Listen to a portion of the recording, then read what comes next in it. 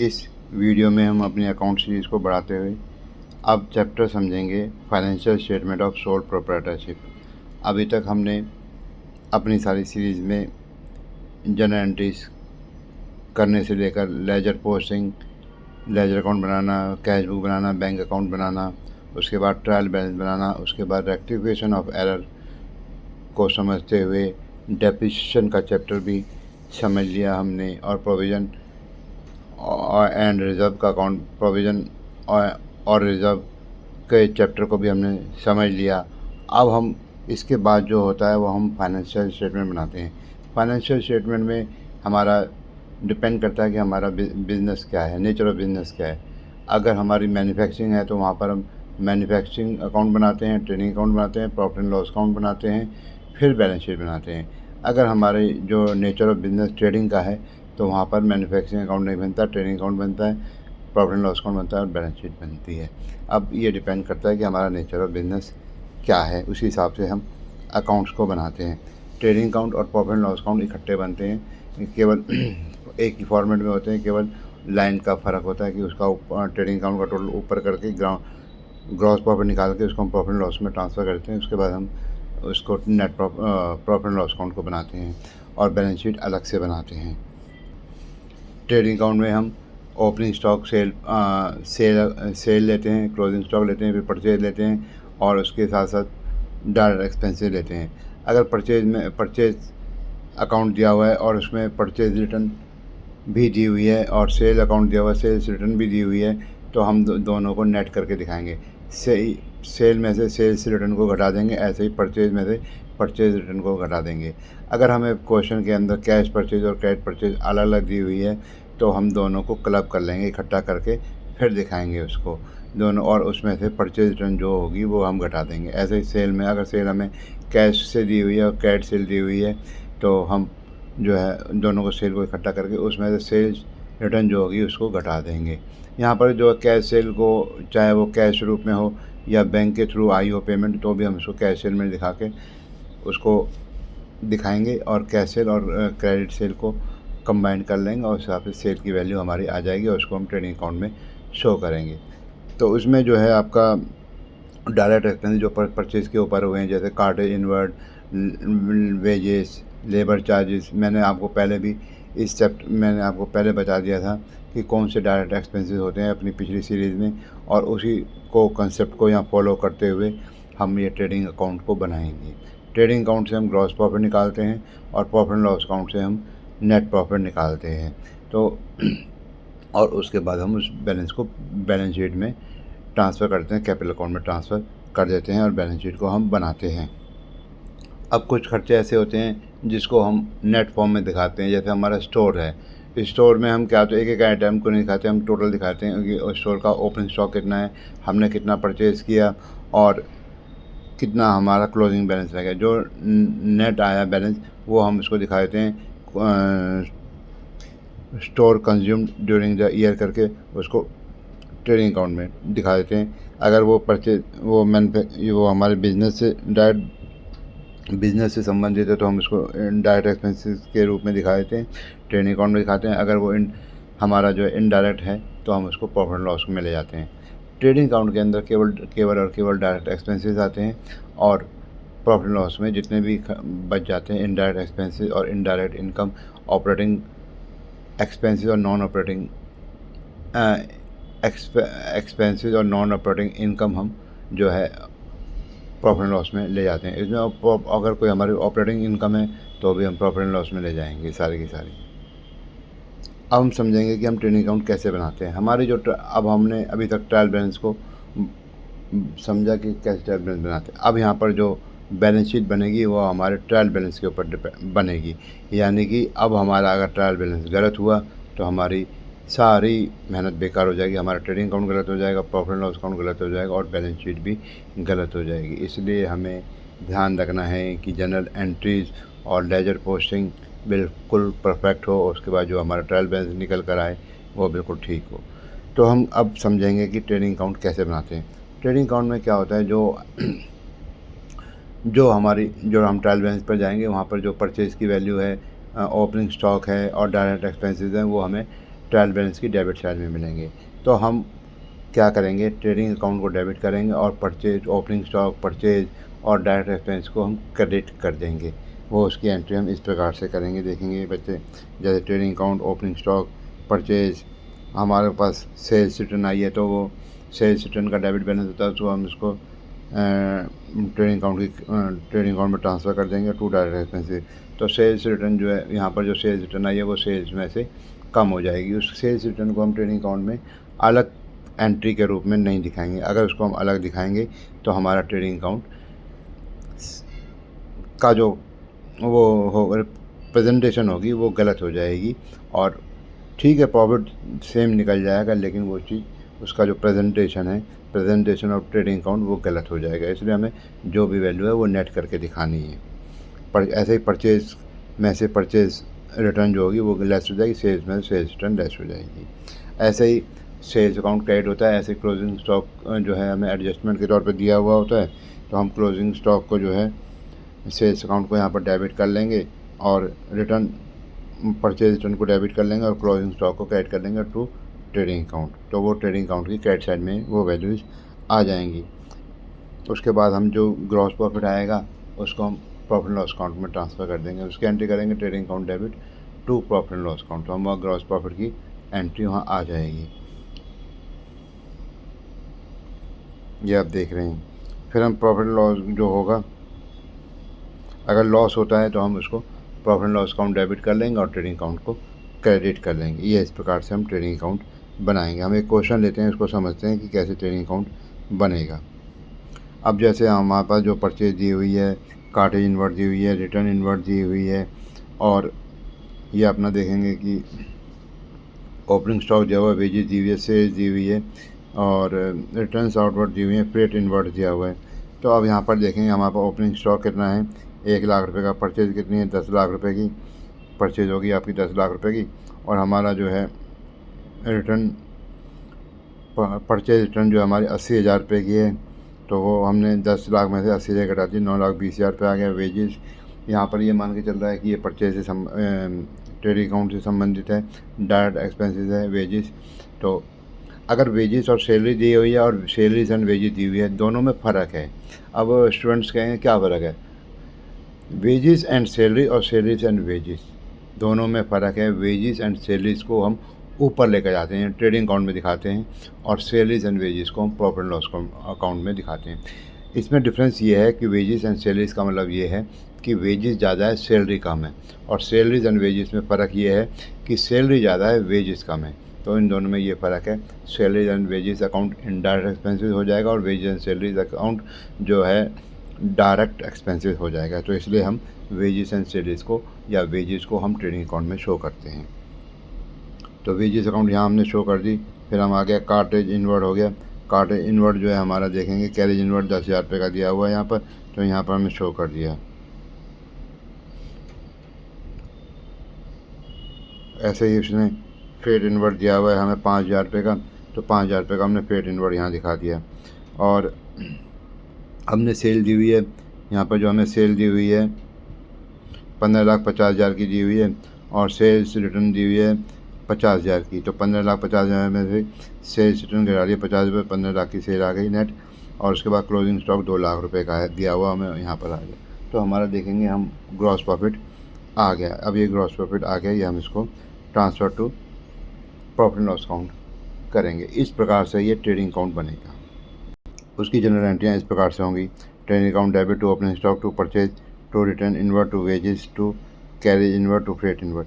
एंट्रियाँ तो अलग कर देंगे, सेल्स रिटर्न की अलग दिखा देंगे यहाँ पर, लेकिन जब हम ट्रेडिंग अकाउंट बनाएंगे तब हम उसको उसमें से उसके रिलेटेड अकाउंट से लेस करके दिखाएंगे, नेट करके दिखाएंगे। अब ऐसे ही हमारा ये एंट्रियाँ sales account debit, return outward account debit to trading account, closing stock account debit to trading account, trading account debit to profit loss account, इस प्रकार से हम इसको दिखा देंगे।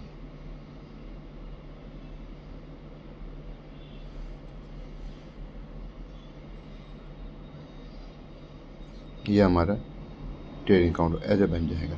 अब हमारा ट्रेडिंग अकाउंट बन गया। अब हम बनाएंगे प्रॉफिट लॉस अकाउंट। एक हम एग्ज़ाम्पल और ले लेते हैं ताकि हम समझ सकें ट्रेडिंग अकाउंट कैसे बनता है। हमें ये वैल्यूज़ दी हुई हैं।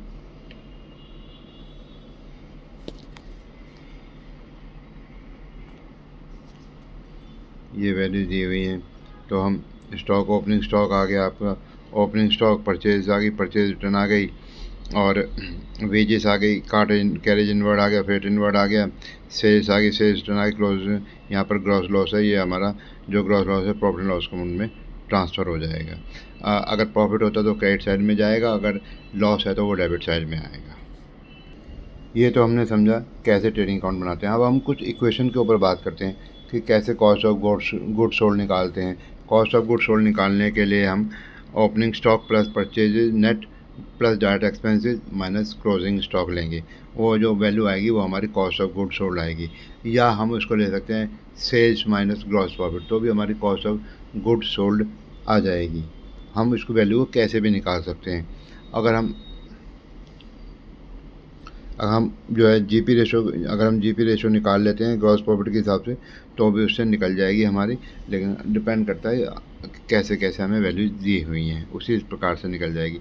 नेट सेल निकालनी है हमें, total sales minus sales return, gross profit यानी नेट सेल माइनस, अगर ग्रॉस प्रॉफिट निकालना है तो हमें net sale minus cost of goods sold, और net purchase total purchase minus purchase return. इसी प्रकार से ये हमारा हो जाएगा। कॉस्ट ऑफ गुड्स सोल्ड निकल गई हमारी, ग्रॉस प्रॉफिट निकल जाएगा। ये हम देख रहे हैं। अब हम एक क्वेश्चन समझते हैं जिसमें हम ग्रॉस प्रॉफिट निकाल सकें। पहले हमने कॉस्ट ऑफ, इस क्वेश्चन में हमने ना, हमें दिया हुआ कि भाई हमने पहले एक कॉस्ट ऑफ गुड्स सोल्ड निकाल ली। कॉस्ट ऑफ गुड्स सोल्ड निकाल ली तो वो ये कहता है कि 2/3 of the goods are sold for 6,10,000 रुपये। यानी कि हमारी जो 2/3 जो कॉस्ट ऑफ गुड्स सोल्ड है वो हमने 6,10,000 में बेची। हमने पहले कॉस्ट ऑफ गुड्स सोल्ड निकाली, कॉस्ट ऑफ गुड्स सोल्ड हमारी आई 8,40,000। हमने 2/3 ऑफ द कॉस्ट गुड्स निकाली तो 5,60,000 आई। अब वो ग्रॉस प्रॉफिट कैसे निकालेंगे, अगर हम sale minus cost of goods sold less कर दें तो हमारा ग्रॉस प्रॉफिट आ जाएगा। इसी प्रकार से हम इसमें, जैसे क्वेश्चन है इसमें देखें, कॉस्ट ऑफ गुड्स सोल्ड निकाल लेंगे, उसके बाद net sale minus cost of goods sold कर देंगे तो हमारा आंसर आ जाएगा। ऐसे ही क्लोजिंग स्टॉक और कॉस्ट ऑफ गुड्स सोल्ड निकालेंगे। अब कॉस्ट ऑफ गुड्स सोल्ड जो हमारा है वो हमने निकाला, पहले हमें नेट से निकाली, फिर कॉस्ट ऑफ गुड्स सोल्ड निकाली। कॉस्ट ऑफ गुड्स सोल्ड में हमने क्या किया कि भाई जो हमें दी हुई है कॉस्ट ऑफ गुड्स सोल्ड हमने निकाल ली, और हमारा जो है वो net sale minus gross profit आ गया। ग्रॉस प्रॉफिट हमें दिया 27,000 आ गई। तो अब हम opening stock plus purchase minus purchase return plus carriage inward minus closing stock, हमारे पास जो जो वैल्यू दी हुई है वो हम पुट करते चले जाएंगे। Opening stock 15,000, purchase 30,000 minus 2,700 plus 30,000 plus 3,000 minus closing stock. तो उसको हम बाकी इसमें 27,000 में कुछ ऐड करेंगे, कुछ लेस करेंगे जो इक्वेशन के हिसाब से, तो हमारा क्लोजिंग स्टॉक 18,300 रुपये आ जाएगा इस प्रकार से। तो इस प्रकार से ये हमारा जो है क्वेश्चन सॉल्व हो जाएगा। इसमें मिसिंग वैल्यूज़ निकल जाएंगी। ये जो मिसिंग वैल्यू हम जो निकाल रहे हैं, यही मिसिंग वैल्यू हम सिंगल एंट्री सिस्टम के अंदर पढ़ेंगे, और वहाँ पर भी हम इस प्रकार से वैल्यूज़ को निकालेंगे, किस प्रकार जो वैल्यू मिसिंग वैल्यूज़ होंगी। अब हम एक एग्ज़ाम्पल लेते हैं जिसमें जो है हमें ग्रॉस प्रॉफिट रेशो दी हुई है 20% ऑन सेल। अब यहाँ पर क्या हुआ कि हमें सेल नहीं दी हुई, हमें रेशो दी हुई है। अगर मान लीजिए हम सेल मान लेते हैं 100, तो हमारा ग्रॉस प्रॉफिट हुआ 20%, तो 20 रुपये हो गया। तो कॉस्ट ऑफ गुड्स सोल्ड हो गई 80 रुपये, 100 में से 20 घटा देंगे। अगर मान लीजिए कॉस्ट ऑफ गुड्स सोल्ड 80 है तो सेल कितनी है 100। जब एक रुपया है तो देन सेल होगी हमारी 100/80। तो goods of cost of goods sold 3,06,000 है, तब हमारी सेल कितनी होगी 100/80 इंटू 3,06,600। तो ये हमारी सेल आ गई 3,83,250। तो अब हम ट्रेडिंग अकाउंट बना सकते हैं। इस प्रकार हमारा ये ट्रेडिंग अकाउंट बन जाएगा।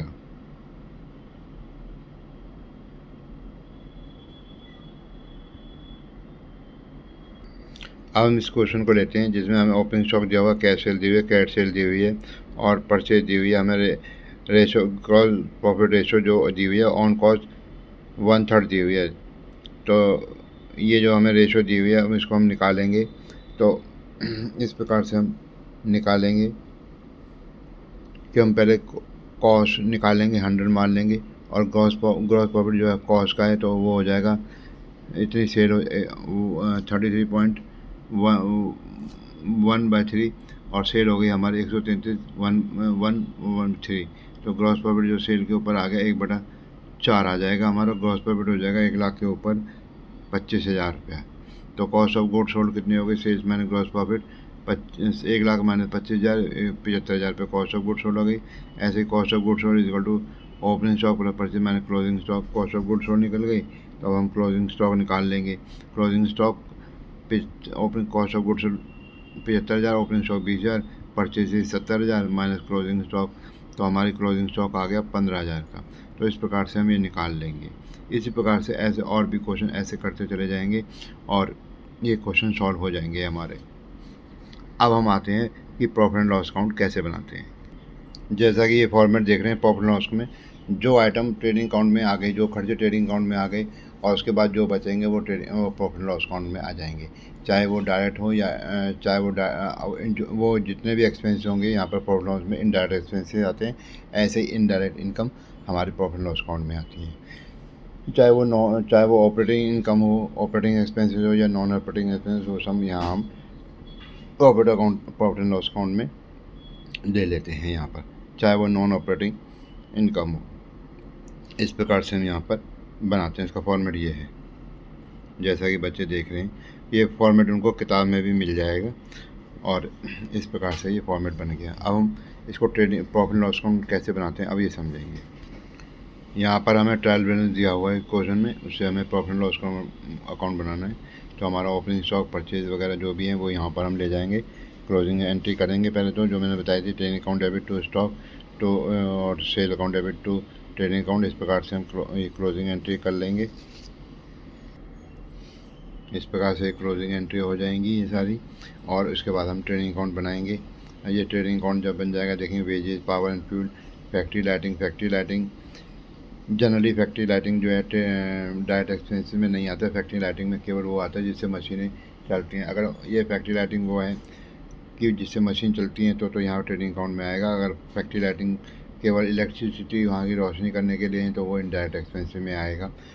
लेकिन इसको यहाँ पर किताब में इसको यहाँ पर लिया हुआ है, वो देखना पड़ेगा कि उसने इसको डायरेक्ट एक्सपेंसिव माना या इनडायरेक्ट एक्सपेंसिव मान के चल रहा है। तो यहाँ पर वो अपना अपना कंसेप्ट भी हमें देखना पड़ेगा कि हम उसको क्या मान रहे हैं। तो इसी प्रकार से पावर एंड फ्यूल जो है, पावर एंड फ्यूल हो गए जिससे हमारी मशीन वगैरह चलती हैं, और इस टाइप के जो खर्चे हैं वो ये हैं। तो वो पावर एंड फ्यूल जो है वो डायरेक्ट एक्सपेंसिव में आएगा, वेजेस भी। लेकिन फैक्ट्री लाइटिंग जो है ये इनडायरेक्ट एक्सपेंसिव हो जाता है। इसको यहाँ पर इस क्वेश्चन में तो डायरेक्ट एक्सपेंसिव से लिया गया है, लेकिन इसको इनडायरेक्ट एक्सपेंसिव मानना चाहिए, क्योंकि ये फैक्ट्री लाइटिंग कभी भी जो है डायरेक्ट एक्सपेंसिव का पार्ट नहीं हो सकते। तो जैसा कि आपने यहाँ पर देखा, सेल्स हो गया, स्टॉक हो गया, बाकी ग्रॉस प्रॉफिट बन गया। तो ग्रॉस प्रॉफिट को हमने प्रॉफिट लॉस में ट्रांसफ़र कर दिया। फिर यहाँ पर डिस्काउंट रिसीव दिखाया, जो बाकी खर्चे बचे जैसे sale, discount allowed, advertisement, sundry office expenses जो वो यहाँ पर डाल देंगे, और नेट प्रॉफिट को हम यहाँ पर दिखा देंगे तो हमारा नेट प्रॉफिट आ जाएगा। तो बाकी अब हम दूसरा एग्जांपल लेते हैं जिसमें हमें केवल प्रॉफिट एंड लॉस अकाउंट बनाना है। ये हमें ये दिया हुआ कि खर्चे दिए हुए हैं, कैसे हमने बनाना है। तो हम यहाँ पर इसको प्रॉफिट एंड लॉस अकाउंट इस तरीके से बनाएंगे, देखेंगे। जैसे कि आप देख रहे हैं इसमें फैक्ट्री वो सैलरी, वेजेस, सारे डिस्काउंट अलाउड, ये सब जितने भी खर्चे हैं उसमें आ गए, और सारी इनकम हमारी ग्रॉस प्रॉफिट वगैरह हमारी क्रेडिट साइड में आ गई प्रॉफिट एंड लॉस अकाउंट की, और जो बचा वो हमारा नेट प्रॉफिट हो गया। Loss on sale of machine furniture भी हमारा इसमें प्रॉफिट लॉस में आ गया, लॉस बाय फायर भी आ गया, रेंट रिसीव्ड भी आ गया, डिस्काउंट भी आ गया, इनकम फ्रॉम इन्वेस्टमेंट भी आ गया, gain on sale of machine भी आ गया यहाँ पर प्रॉफिट एंड लॉस अकाउंट में। तो ये इस प्रकार से ये प्रॉफिट एंड लॉस अकाउंट बन जाएगा। इसमें जो नेट प्रॉफिट आ रहा है और वो फिर हम कैपिटल अकाउंट में ट्रांसफ़र कर देंगे बैलेंस शीट के अंदर। अब यहाँ पर हम एक क्वेश्चन लेते हैं जिसमें हमें तीनों चीज़ बनानी है, बैलेंस शीट बनानी, ट्रेडिंग अकाउंट भी बनाना है, प्रॉफिट एंड लॉस अकाउंट भी बनाना है, और बैलेंस शीट भी बनानी है। अब यहाँ पर देखेंगे हम जो हमारी बैलेंस शीट वाली आइटम है, जैसे सन्डी डेटर्स वगैरह हैं, जो असेट्स हैं और जो लायबिलिटीज़ हैं, वो हम बैलेंस शीट में दिखाएंगे। ट्रेडिंग अकाउंट में ट्रेडिंग अकाउंट वाली आइटम दिखाएंगे, प्रॉफिट लॉस में प्रॉफिट लॉस वाली, और जो बाकी आइटम बन जाएंगी वो हमारी बैलेंस शीट में आ जाएंगी। तो हम यहाँ पर बना रहे हैं, यह हमें ट्रायल बैलेंस दिया हुआ है, और हम इसका ट्रेडिंग अकाउंट बनाते हैं। यहाँ हमने ट्रेडिंग अकाउंट बनाया, परचेज दिखाई, वेजेस दिखाई, सेल दिखाई, स्टॉक दिखाया। अब हमने ग्रॉस प्रॉफिट को यहाँ प्रॉफिट लॉस में ट्रांसफ़र कर दिया bye interest, bad debt, repair, depreciation, rent, salaries, office expenses, ये सब खर्चे यहाँ डालने के बाद जो नेट प्रॉफिट आया वो कैपिटल अकाउंट में ट्रांसफ़र कर दिया। अब देखेंगे कैपिटल अकाउंट में हमने नेट प्रॉफिट जोड़ दिया, ड्राइंग लेस कर दी, और जो सन्ड्री क्रेडिटर, बिल्स पेएबल वगैरह हमने बैलेंस शीट में दिखा दिया। Cash in and cash at bank, bills receivable, sundry debtor, closing stock, furniture, fixture, plant and machinery, land and building, ये सब हमने एसेट साइड में दिखा दिया, बैलेंस शीट में दिखा दिया हमने। इस प्रकार से हमारी बैलेंस शीट बन जाएगी। और देखेंगे बैलेंस शीट का टोटल दोनों साइड का बराबर होना चाहिए। अगर दोनों साइड का बराबर नहीं होता तो इसका मतलब हमारी कहीं ना कहीं गलती है। जब तक बैलेंस शीट का टोटल नहीं मिलेगा जब तक हमारी बैलेंस शीट परफेक्ट नहीं मानी जाएगी। जैसे ट्रायल बैलेंस का दोनों साइड का मिलना ज़रूरी है, ऐसे ही बैलेंस शीट के दोनों साइड का मिलना ज़रूरी है। अभी तक हमने बैलेंस शीट का जो फॉर्मेट देख रहे थे वो हॉरिजॉन्टल फॉर्म था, और एक वर्टिकल फॉर्म का balance sheet, form of trading account, profit loss account, और vertical form of balance sheet वगैरह जो है वो उसका जो फॉर्मेट है वो इस प्रकार से है। ये हमारा vertical form of trading and profit loss account है, और ये हमारा vertical form of balance sheet है। इसका बनाने का तरीका वही है जो हमने समझा है। जो हॉरिजॉन्टल फॉर्म में बनाते हैं उसको उसी तरीके से बनाते हैं, लेकिन इसका प्रेजेंटेशन अलग हो जाता है, वो वर्टिकल फॉर्म में रहते हैं। तो इसलिए दोनों में कोई फ़र्क नहीं है। मैं बच्चों से कहूँगा कि वो परेशान ना हो, इसको उसी फॉर्म, जिस फॉर्म में हमें बनाने को कहा गया उसी फॉर्मेट में बनाएं, और कोई सॉल्व करने में कोई परेशानी नहीं आएगी। हमने जैसे ट्रायल बैलेंस दिया हुआ है तो हमने इसका वर्टिकल फॉर्म में बनाया ट्रेडिंग अकाउंट को, तो इस प्रकार से बनेगा।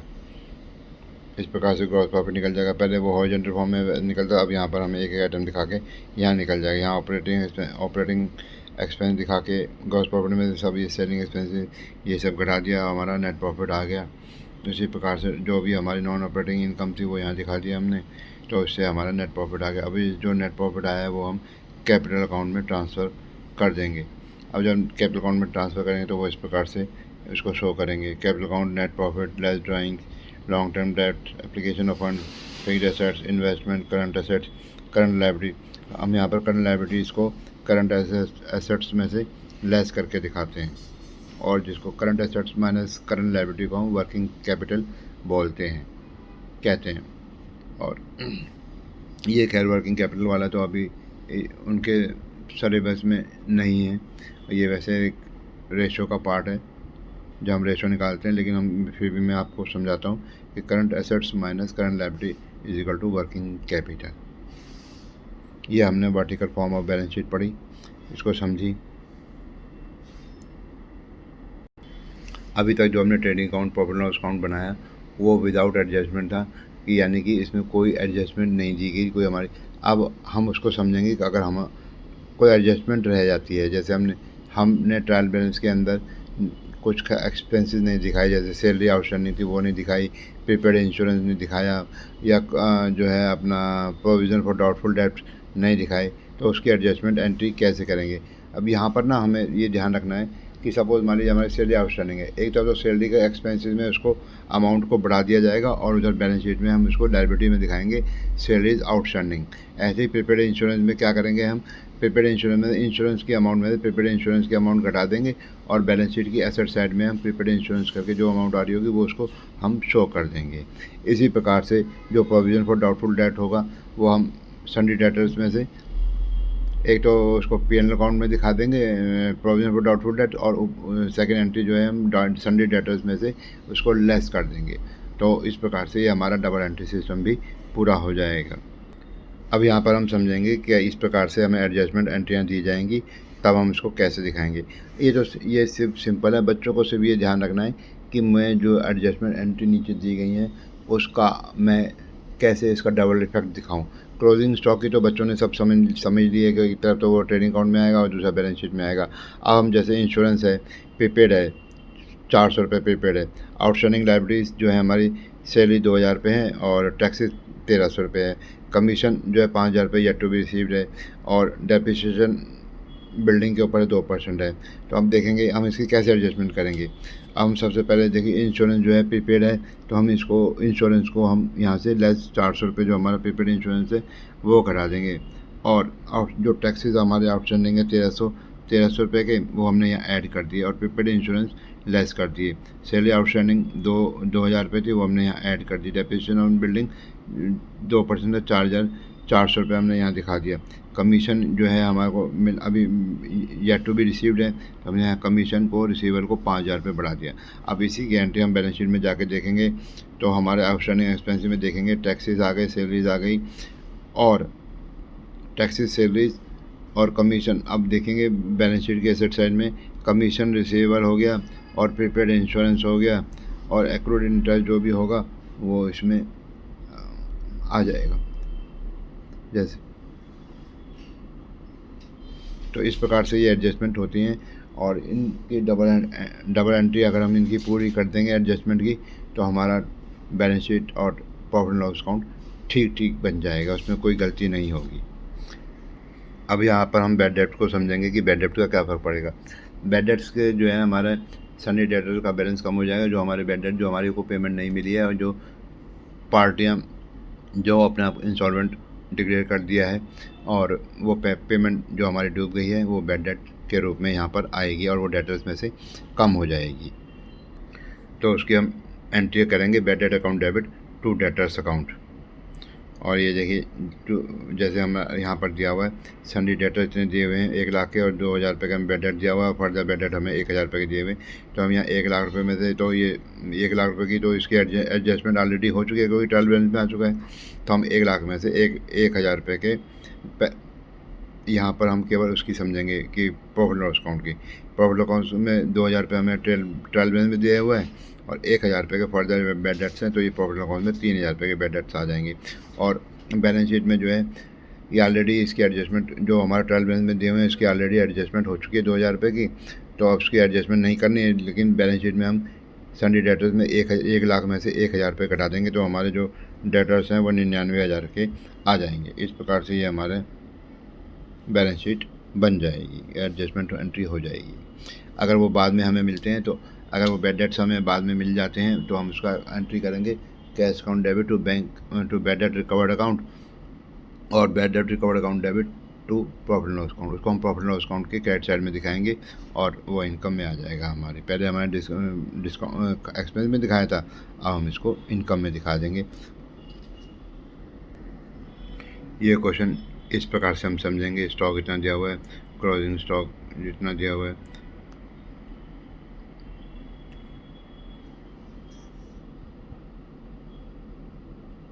तो इसमें कुछ एडजस्टमेंट एंट्रियाँ दी हुई हैं, उसको हम समझेंगे। प्लांट एंड मशीन में जो उसमें एक 20,000 रुपये की मशीन जुड़ी हुई है, आउटस्टैंडिंग लायबिलिटी इतनी हो गई, डेप्रिसिएशन इतना हो गया और बैड डेट इतने हो गए, insurance premium paid in advance. हम अब एक एक करके एंट्री लेते हैं। हमने क्लोजिंग स्टॉक में जो है ना क्या हुआ कि हमने गुड्स तो भेज दिए पर डिलीवर नहीं हुए, इसको हम गुड्स सोल्ड हो गए बट नॉट डिलीवर, तो हम इसको सेल में से क्लोजिंग स्टॉक में से घटा देंगे। तो क्योंकि ये अभी गुड्स जाने हैं, हमारी सेल हो चुकी है, इसी प्रकार से सेल रिटर्न हमारी 1800 रुपये की वो यहाँ से घट जाएगी। अब हम आते हैं आउटस्टैंडिंग सैलरीज के ऊपर।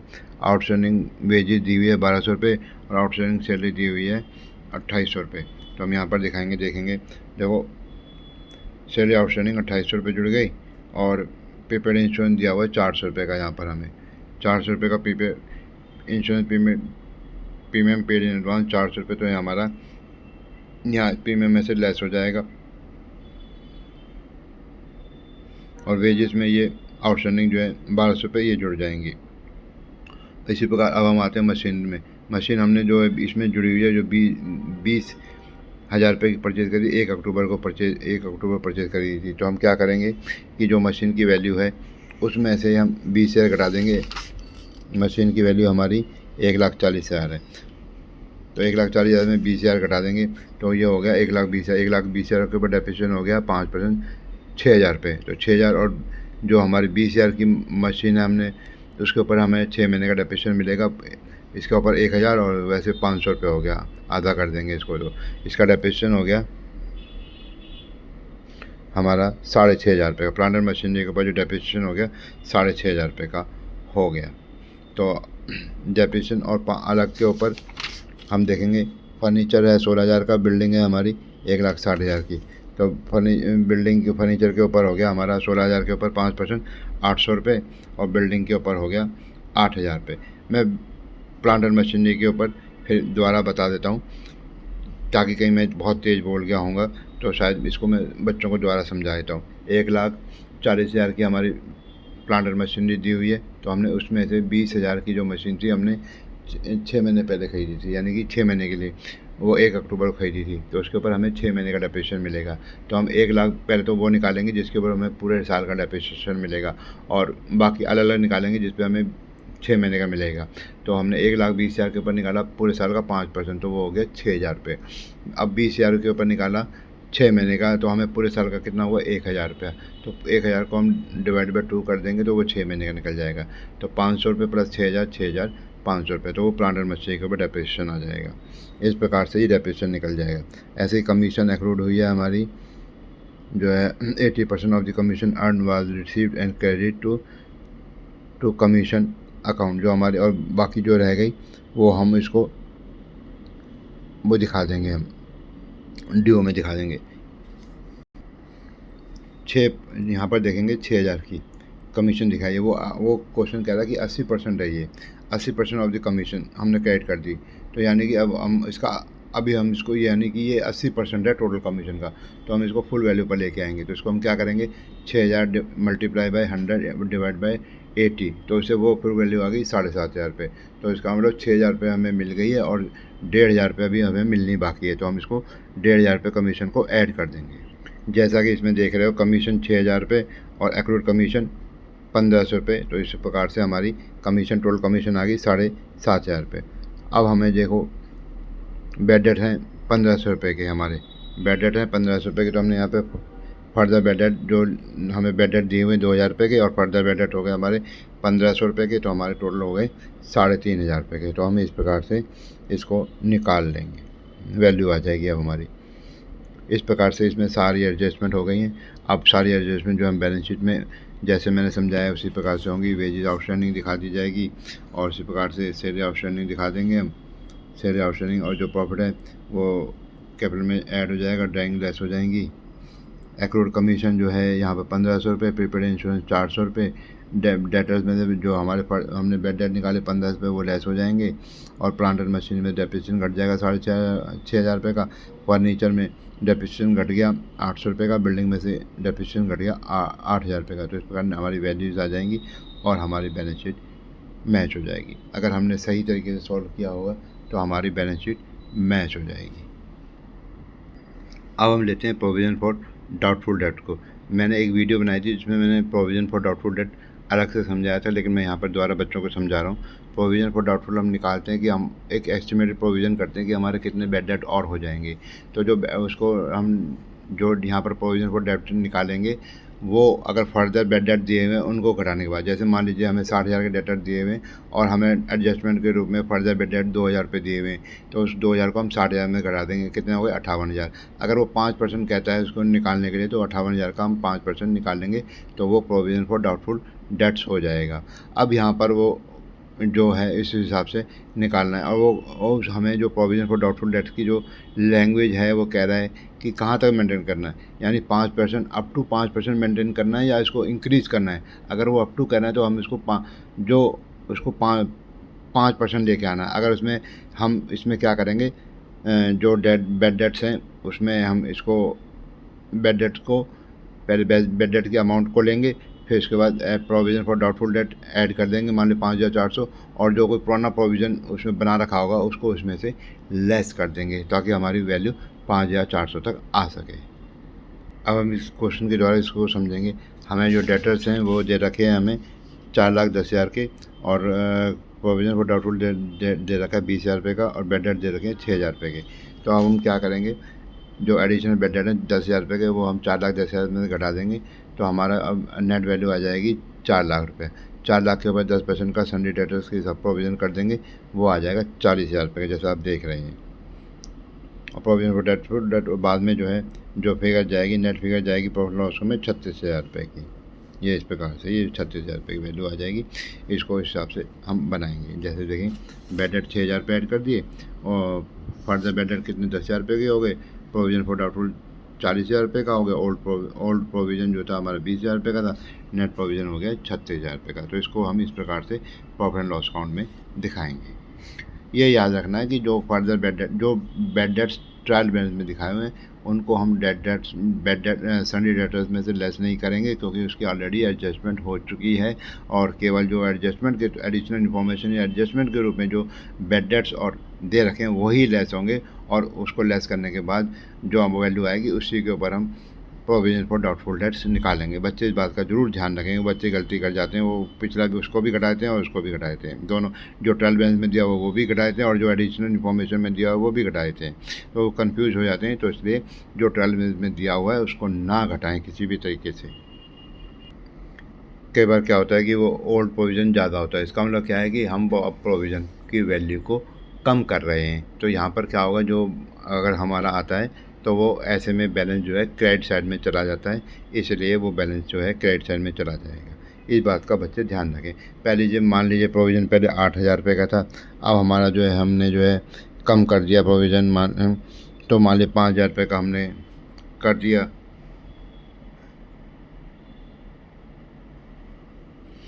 तो वो जो है अब ये हमने 3,000 रुपये देखेंगे प्रोविज़न कम कर दिया, तो वो हमारा प्रॉफिट उसका बैलेंस जो है नेगेटिव होगा, वो क्रेडिट साइड में हम उसको प्रॉफिट लॉस की क्रेडिट साइड में दिखाएंगे। अब हम आते हैं provision for discount on debtors के ऊपर। Provision for discount on debtors जो है हमारा, वो हम पहले तो फर्दर बैड डेट घटाएंगे डेटर्स में से, फिर प्रोविज़न फॉर डाउटफुल डेट्स घटाएंगे, फिर जो वैल्यू आएगी उसके ऊपर हम जो परसेंटेज दी हुई है 2% 3%, वो हम उसका निकालेंगे provision for discount on debtors के रूप में। तो इस प्रकार से ये इस प्रोविज़न निकलेगा, यानी कि पहले जो बैड डेट्स एडिशनल इन्फॉर्मेशन में दिए हुए हैं और जो प्रोविज़न फॉर डाउटफुल डेट्स कितने परसेंटेज दिए कितना निकालना है वो घटा देंगे, और उसके बाद जो वैल्यू नेट वैल्यू होकर आएगी उसको हम परसेंटेज के ऊपर हम जो है डिस्काउंट ऑन डेटर्स निकालेंगे। मैंने मैनेजर कमीशन की एक पहले वीडियो बनाई थी, तो उसमें मैंने सारा मैनेजर कमीशन का विच फॉर्मूले सब उसको समझा दिया था। तो बच्चे चाहें तो उस वीडियो को दोबारा देख सकते हैं, तो उसमें जो है, लेकिन फिर भी मैं यहाँ पर समझा रहा हूँ। और उसके दो अलग अलग फॉर्मूले हैं कि बिफोर चार्जिंग और आफ्टर चार्जिंग कमीशन, वो दो तरीके से निकालते हैं उसके मैनेजर कमीशन को। तो उसी हिसाब से मैं दोनों तरीके से समझा रहा हूँ। अगर बिफोर चार्जिंग कमीशन होगा, बिफोर चार्जिंग जो कमीशन होगा पेबल ऑन प्रॉफिट, जो है commission payable on profit before charging commission, तो उसका फॉर्मूला होगा net profit before charging commission और into percentage of commission divide by 100। ये हो जाएगा उसका सीधा फार्मूला, और इसके ऊपर जो वैल्यू आएगी वो हम मैनेजर कमीशन हो जाएगी। अगर वो ये कहता है कि manager commission after charging commission, तो इसका फॉर्मूला हो जाएगा net profit before charging commission into percentage of commission upon 100 plus percentage of commission. इसको निकाल लेंगे, तो हमारा जो नेट प्रॉफिट के ऊपर जो हम निकालेंगे, जो हमारा नेट प्रॉफिट आ रहा है कमीशन को घटाने से पहले, उसके ऊपर जो वैल्यू आए वो जो नेट प्रॉफिट को रख के फिर हम परसेंटेज ऑफ कमीशन से मल्टीप्लाई कर देंगे और divide by 100 plus percentage of commission कर देंगे। तो हमारा commission payable on profit after charging commission की वैल्यू आ जाएगी, और उसको हम कमीशन को हम जो है प्रॉफिट लॉस अकाउंट में शो कर देंगे। अब हम आते हैं इंटरेस्ट ऑन कैपिटल के ऊपर। इंटरेस्ट ऑन कैपिटल की हम एंट्री करते हैं। Interest on capital account debit to capital account. Interest on capital जो है बिजनेस के लिए एक्सपेंसेस है, और हम उसको प्रॉफिट लॉस अकाउंट में दिखाएंगे, और उसको हम कैपिटल अकाउंट में शो कर देंगे। इसी प्रकार इंटरेस्ट ऑन ड्राइंग बिजनेस के लिए इनकम है, तो इंटरेस्ट ऑन ड्राइंग अकाउंट या कैपिटल अकाउंट को डेबिट करेंगे, टू इंटरेस्ट ऑन ड्राइंग करेंगे। अगर इंटरेस्ट ऑन ड्राइंग है तो उसको हम प्रॉफिट लॉस की क्रेडिट साइड में दिखाएंगे। अब कई बार क्या होता है कि हमने गुड्स जो है डिस्ट्रीब्यूट कर दिए सैंपल के तौर पर, तो वो हम उसको मान लीजिए हमने एडवर्टाइजमेंट के लिए या सेल्स प्रमोशन के लिए किया, तो हम एडवर्टाइजमेंट एक्सपेंस को डेबिट कर लेंगे और परचेज अकाउंट को क्रेडिट करेंगे। इसकी जो है हम परचेज में से कम कर देंगे और ज़रा एडवर्टाइजमेंट एक्सपेंसेस में शो कर देंगे। इस प्रकार से ये इसकी एंट्री हो जाएगी और प्रॉफिट लॉस अकाउंट में दो जगह इसकी इफेक्ट आएगा, परचेज वैल्यू कम हो जाएगी और एडवर्टाइजमेंट एक्सपेंसेस और सेल्स प्रमोशन एक्सपेंसेस हम प्रॉफिट लॉस अकाउंट में दिखाएंगे। यदि हम गुड्स को जो है taken by the proprietor for personal use, तो हम सीधा उसको हम जो वैल्यू आएगी जो drawing account debit to purchase account, एक तरफ तो हम कैपिटल में से ड्राइंग अकाउंट में दिखा देंगे और परचेज में से लेस कर देंगे, और जो ड्राइंग अमाउंट है वो कैपिटल में से कम हो जाएगी। इस प्रकार से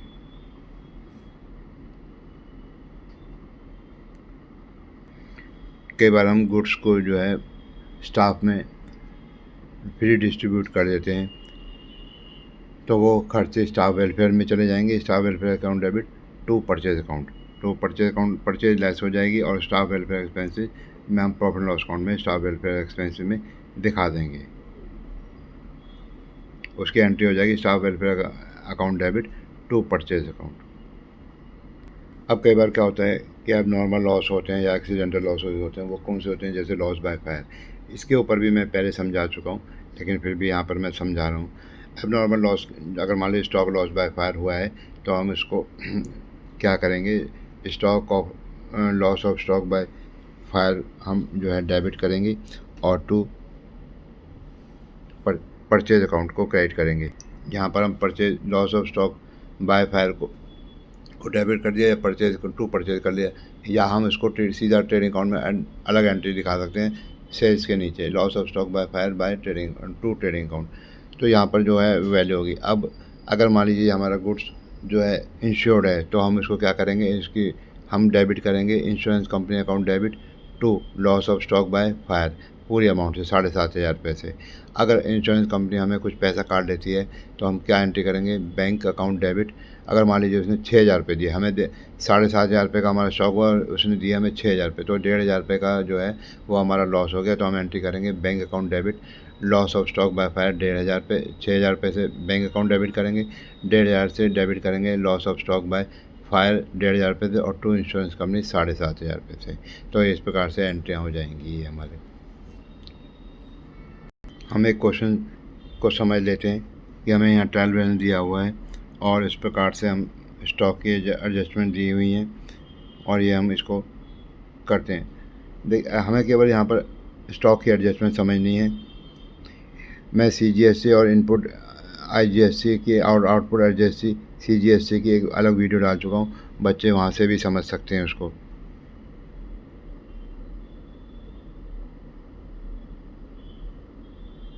डेप्रिसिएशन, यहाँ पर हम समझेंगे adjustment loss of stock by fire की। Loss of stock by fire 7,500 रुपये क्रेडिट कर दिया यहाँ पर। अब यहाँ पर जो है loss of stock by fire 7,500 रुपये माइनस 5,000 रुपये जो है इंश्योरेंस कंपनी ने दे दिया हमें, और यहाँ पर हम जो कंपनी ने नहीं दिया वो 2,500 रुपये जो नहीं दिए वो यहाँ पर loss of stock by fire profit loss account में आ जाएंगे। और जो है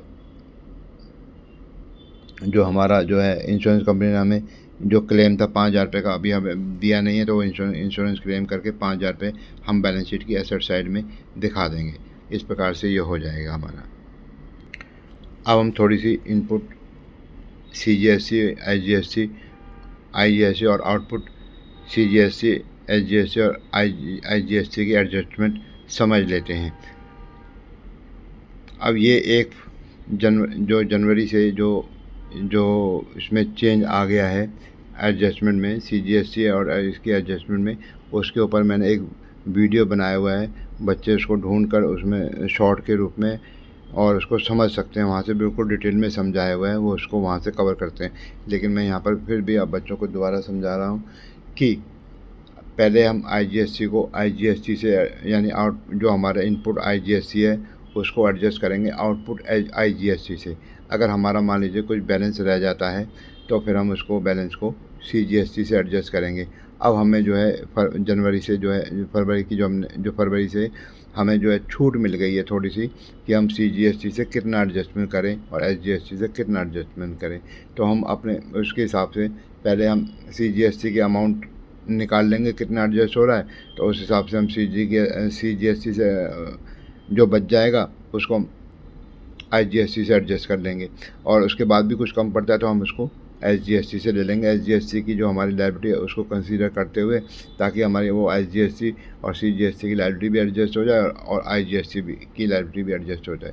अगर कुछ बैलेंस बचता है तो वो, अगर कुछ हमारा आईजीएसटी ज़्यादा बच रहा है, वो इनपुट ज़्यादा बच रहा है तो हमारा कैरी फॉरवर्ड हो जाएगा, और इनपुट जो है आउटपुट ज़्यादा आ रहा है तो हमें वो पे करना आ जाएगा।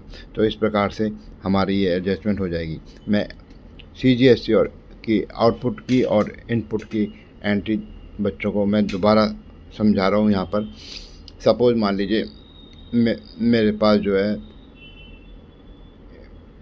आईजीएसटी कम है, मैंने उसको, और मेरी आईजीएसटी की आउटपुट लायबिलिटी ज़्यादा है तो मैं इसको एडजस्ट कर लिया, उसमें कुछ बैलेंस बच गया तो वो मैं इसको सीजीएसटी से एडजस्ट करूँगा, और पहले मैं इतना अमाउंट निकालूँगा वहाँ से कि मेरी सीजीएसटी की जो लायबिलिटी आ रही है वो भी एडजस्ट हो जाए। तो वो एडजस्ट होने के बाद वो एडजस्ट उतना अमाउंट निकाल लूँगा। वो अगर उससे आईजीएसटी की डिमांड पूरी सेटिस्फाई हो जाती है, पूरी एडजस्ट हो जाती है, जो आईजीएसटी की आउटपुट लायबिलिटी जो है पूरी एडजस्ट हो जाती है तो ठीक है। अगर उससे नहीं होती तो मैं फिर थोड़ा सा एसजीएसटी से ले लूँगा, और उसकी एसजीएसटी की भी डिमांड को देखते हुए। अगर वो डिमांड भी नहीं हो पाती है एडजस्ट वहाँ से भी, तो फिर मुझे ये आईजीएसटी जमा करना पड़ेगा। इस प्रकार से